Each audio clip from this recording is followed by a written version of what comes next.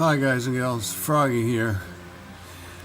What you're looking at is the starter on an ls7 motor. Here's a catalytic converter. These are oil scavenge lines for the dry sump. These are some cooling lines here, I think, that probably go back to the diff or the tranny or both. Not sure. Anyway, my question is, can I get this starter out without undoing any of those other three things that I'm talking about? I can see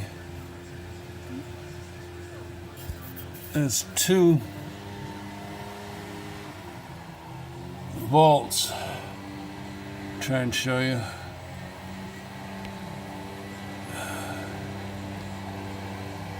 Sorry for the noise. It always happens. Come on.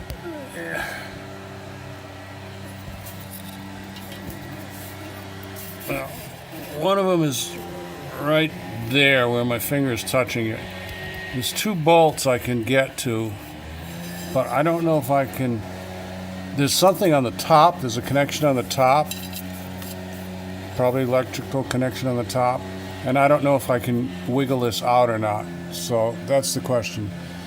Post up an answer, comment, or whatever. Give me a thumbs up or a like if this helps you out. Subscribe to my channel if you want more from Froggy.